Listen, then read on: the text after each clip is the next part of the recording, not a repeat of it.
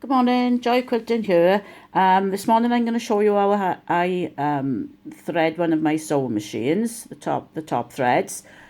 Most machines are very similar in how they thread. Having said that, please check with your instruction manual because there may be small subtle differences that will make a big difference to how your machine performs. So I'm just giving you a general overview here. My machine says to switch it off when you're threading, but to start off with, you need to have, when you're threading, you need to have your presser foot in the up position. Fetching your presser foot to the up position takes the tension off the tension discs.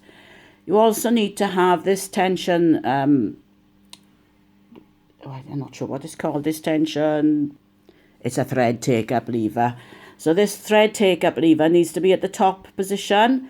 Now if you've got a machine that does needle down and needle up, you can simply do needle down and needle up, and when you do needle up it's in the top. If not, use your hand wheel on the side, just manually move it, and it needs to be in its topmost position when you're threading. Okay, so we're starting at the top of the machine. I'm going to push my machine forward a minute so that I can show you the first place we will be going with the thread is around this little take-up, this thread pin here. We'll be coming off the spool, off the vertical spool here. We'll be coming around this. We'll be going down here and back up there and through this take-up lever. Let me try and show you that lever a little bit better. There you go.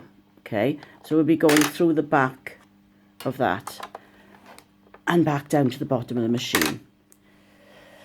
So I've got a vertical pin on there.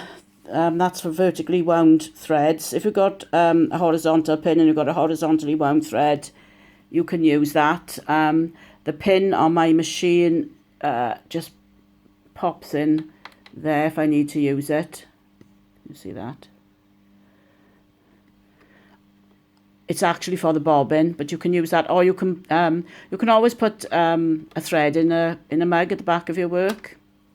Anyways, I've got a pink thread this morning, so hopefully you can see what I'm doing.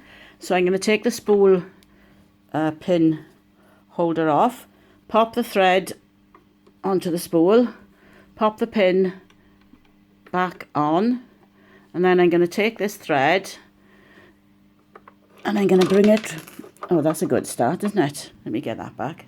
Right, there you go. So I'm going to fetch this thread around the back of that. We're coming down here with it. When it comes down to the bottom of that, okay, it goes round and up. And then we're going to go just through the back. Let me turn it to the side a little so you can see. Right, just through the back of that, just lifts into place. And then you're going to fetch your thread down towards your needle.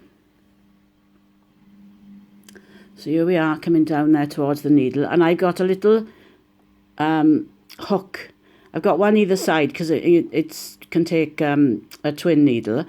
I go through the one on the left. Check, this is where yours might be a little different. So that, just pop that into place there. And that holds your thread, okay, in place there. And now you just need to thread your needle. Now I have got a needle threader on mine, so I'm going to use that. And it wants to go in there, holding my thread down and fetching it back. And it's not going to do it this morning, is it? There you go. The needle wasn't at its highest point. So now it's at its highest point. The needle threader will work. There you go. And back through. I'm making this look more difficult than it is because I'm trying to do it round a camera. And that's the top of your machine threaded. So there you go. Speak to you soon. Bye.